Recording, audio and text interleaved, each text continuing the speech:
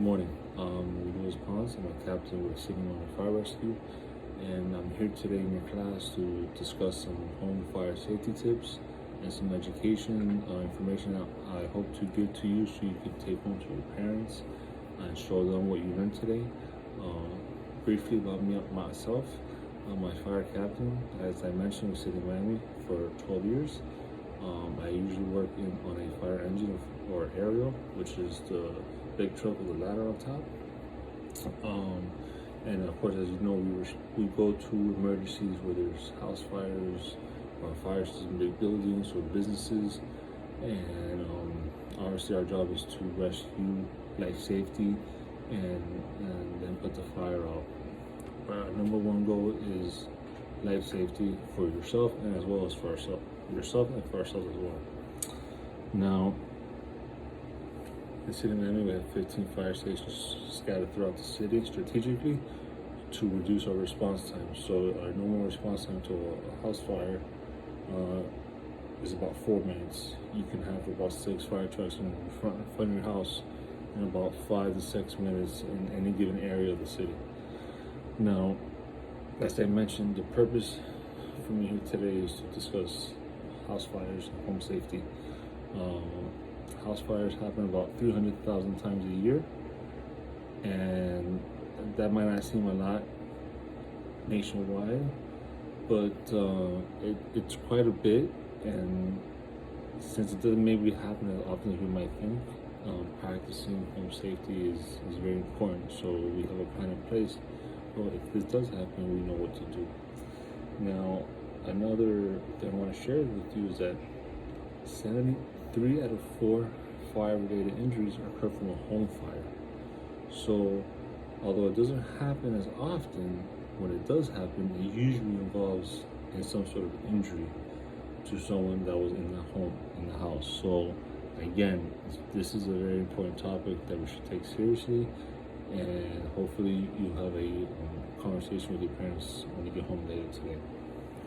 Now, I do have some questions I would like to discuss with you. I want to ask you to see how well informed you might be already.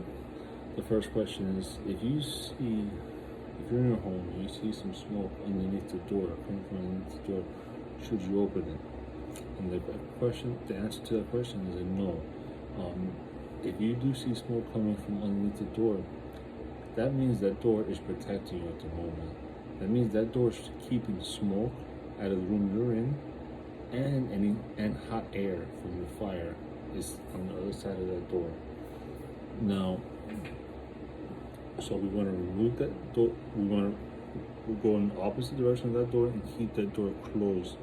So it acts like a barrier between you and the fire, and you want to find another way out. Okay? So no, keep the door closed. If you see smoke, that door is protecting you. Okay? Next question. Do you or your parents have an escape plan or evacuation plan in your home in case of an emergency such as a fire? And hopefully after today, the answer to that question is yes. So what I mean by is most house fires occur at night when people are sleeping in their beds.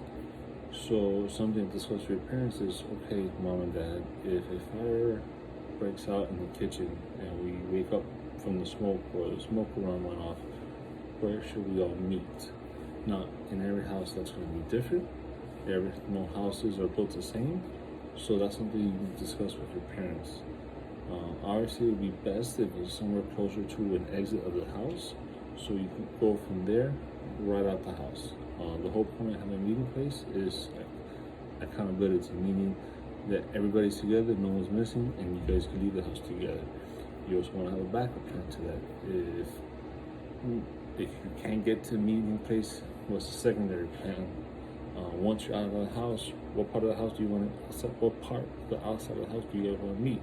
Which neighbor do you want to call or go to get for help?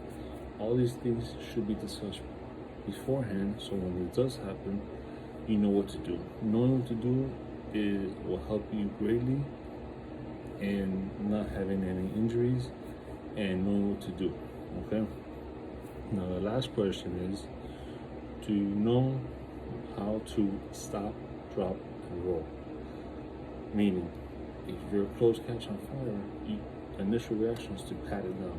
We don't want to do that. You want to stop, drop, and land on your tummy and your stomach, and then start rolling from your back to your stomach, back to your back, okay, until the fire's out. That's how what you should be doing if any part of your clothes catches on fire. Once it stops, then you can remove the clothes if you like. But do not try to put it out with your hands. Don't pour water on yourself because that's just gonna create steam and you're gonna get burned pretty badly. You want to smother it. So the best way of doing that is just stop, drop, and roll, and we'll all perform it together at the end of the class, okay? To make sure that we all know how to do it. Now, I want to just provide you with some basic resources for you to take home to your parents. I want to hand out a pamphlet that has my personal information on it, where you can email me and ask me questions. You could also, through me and through my public education division at the fire department, we could schedule a home visit where we could provide you with some home safety tips, do a complimentary free inspection just to make sure there's no fire hazards, check your smoke detectors and carbon monoxide detectors.